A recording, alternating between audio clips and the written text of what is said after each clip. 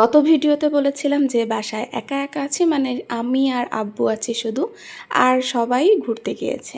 তো আজকেও একা একা, আজকে তো আব্বু আবার বাইরে গিয়েছে এত বড় বাসায়, আমি এবং এখন আমাকে অনেকগুলো টুকটাক কাজ করতে হবে, মানে একটা বাড়ি থাকলে মানে সংসারে যে টুকটাক কাজ সেগুলো করতে হবে। আমি অত বেশি রেগুলার যে এই কাজটা আমাকে করতে হবে ওভাবে কিছুই করা হয় না আমার। টুকটাক যতটুকুন আমি পারি ততটুকুন আমি করে দিই, এই আর কি।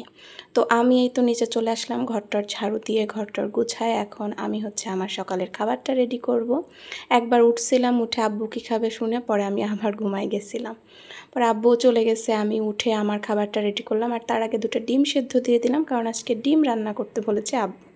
আর এদিকে দেখেন আইসক্রিম ভিজাচ্ছি, না না আইসক্রিম ভিজাই নাই, এটা হচ্ছে বাটা মশলা আছে, পেঁয়াজ মরিচ রসুন বাটা আছে, সেগুলো ভিজায় রাখলাম। বাঙালি পরিবারে এগুলোই হয়, তাই না? ও সালামই তো দেয়নি না। আসসালামু আলাইকুম, কেমন আছেন সবাই? আশা করছি ভালো আছেন। Welcome to my channel Shashi's basket. দিনটি ছিল শনিবার 19 জুলাই 2025। তো কি বলছিলাম, আচ্ছা আমি আমার সকালের নাস্তা করছিলাম আর দুপুরে রান্নার প্রিপারেশন নিচ্ছিলাম, জাস্ট সিম্পলভাবে, কারণ গতকালকের যে চচ্চড়ি করেছিলাম সেটাই রয়েছে, আমি আর আব্বু শুধু আছি, আর কি করব। আর এইদিকে আমি আমার নাস্তাটা করে নিচ্ছিলাম, দুধ পাউরুটি। আজকে ডিম নেইনি, ডিম রান্না করছি সেজন্য কলা আছে আর পানি, এই তো। আর কফি আছে অবশ্যই, কফি ছাড়া কি চলে? যাই হোক, আজকে আমি আমার সকালের নাস্তা কি করব সেটা ডিসাইড করতে আমার অনেক সময় লাগছে, মানে বিশেষ করে কফি। একবার মনে হচ্ছে চা খাই, আবার মনে হচ্ছে যে আমি একটু ফোমি কফি করি, আবার মনে হচ্ছে করতে ইচ্ছা করতেছে না, এটা না ওটা না, মানে নিম্নতম মনে হয় আমি 15-20 মিনিট দাঁড়ায় দাঁড়ায় ভাবছি। কেটলিতে একবার পানি দিছি, বন্ধ করছি, একবার হাঁড়ি বের করছি যে না দুধ জাল দিই, মানে এরকম করছি। যাই হোক, এরকম কনফিউজড মনে হয় আপনারাও হন মাঝে মধ্যে, তাই না? কনফিউজড কি হন না সেই প্রশ্নের উত্তরটা কমেন্টে তখনই লিখবেন যখন আপনারা এই পর্যন্ত ভিডিওটা দেখবেন।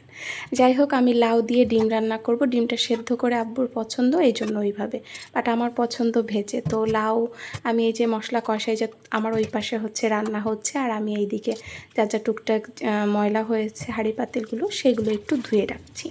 এটা আমি সব সময় করি, আমার রান্নাঘর বিশেষ করে। অন্য যাই হোক, মানে আমার একটু পরিষ্কার গোছানো ক্লিন না থাকলে আমি কাজ করতে পারি না, আমার খুব অস্থির লাগে। আমি হাতই যে কত ভার ধুই একটা জিনিস করতে গেলে, এটা আমার একটু সমস্যাই বলতে গেলে, অনেকের কাছে সমস্যা। আর মনে হয় যে এইটুকুন তো দরকার, তাই না, যে রান্নাঘরে করছি, আমার ক্যাবিনেটটা একটু পরিষ্কার থাকুক, না থাকলে কেমন লাগে না দেখতে।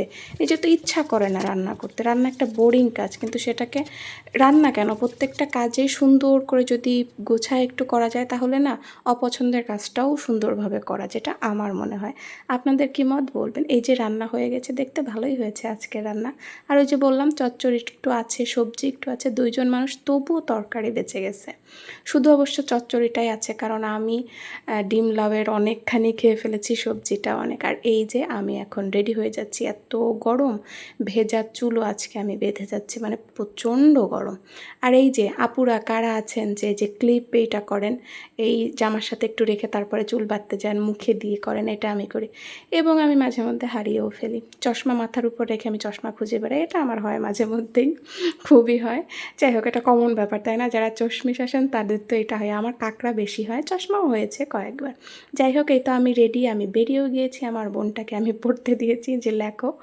আমি বসে বসে একটু ভাবলাম একটু ক্লিপ নেই, লজ্জাও লাগতেছিল, আবার তাও কিনে নিলাম। এই তো, এই মিলিয়ে আজকের ভিডিও। আল্লাহ হাফেজ।